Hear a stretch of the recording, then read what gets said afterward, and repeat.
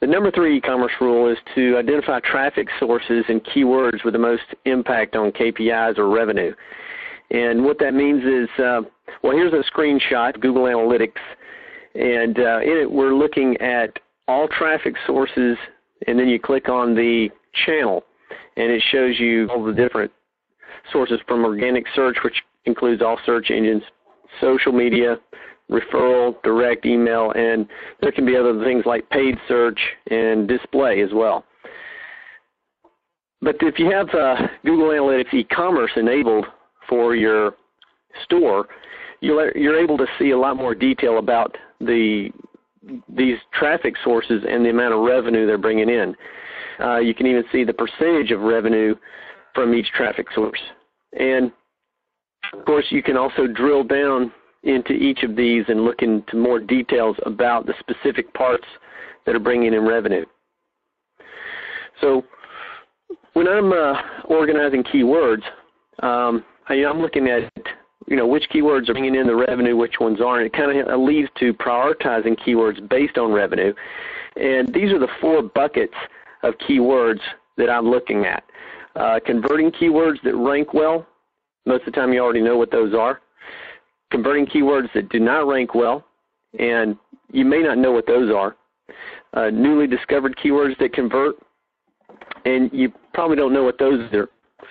And then keywords that rank well but do not convert. So you probably know what those are as well. So for SEO purposes, no, AdWords are not the same as keywords, but we'll get to AdWords in a minute. We're talking about SEO right now. And for the purposes of SEO, organic search rankings, we're trying to look at the the second and the third items here, the second and third buckets, converting keywords that do not rank well and newly discovered keywords that convert.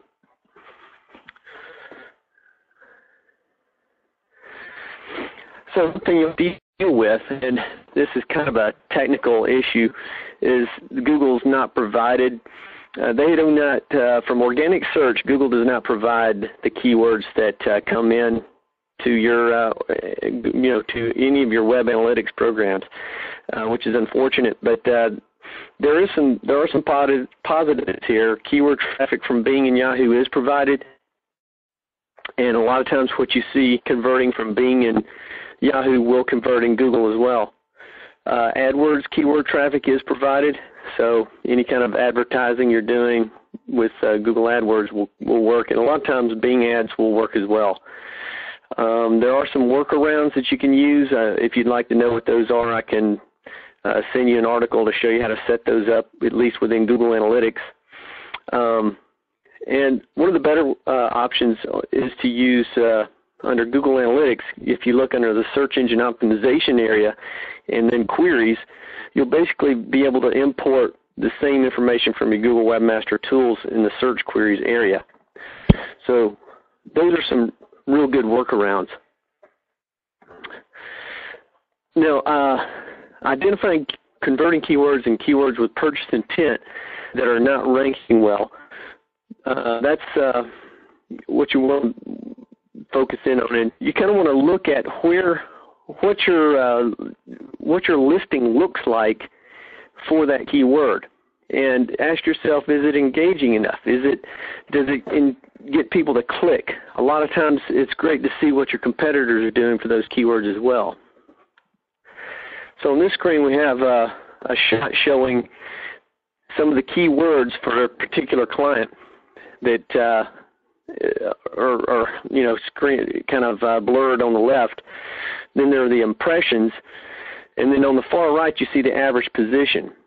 And so I've highlighted 2 keywords here that are really good to target for SEO because they have high impressions, and we know that these keywords have purchase intent, or they have brought in revenue in the past, but their ranking, the average position is greater than 10, meaning on the average they're ranking on the second page of Google.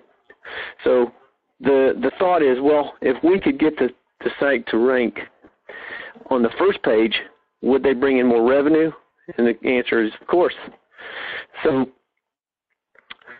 what we want to do here then is to improve the relevance and click-through rate for those particular keywords. So, one of the first steps is to add a form of the keyword to the title tag if possible. Now, you don't want to do this if you're already bringing in good revenue from other keywords. You don't want to interfere with that. But if that page is not bringing in revenue, then you'll want to add a form of the keyword. If you already have some form of the keyword there, even in a synonym, you don't need to change that. Another way to improve the relevance and click-through rate is to add action words and identifiers to the title or description tag.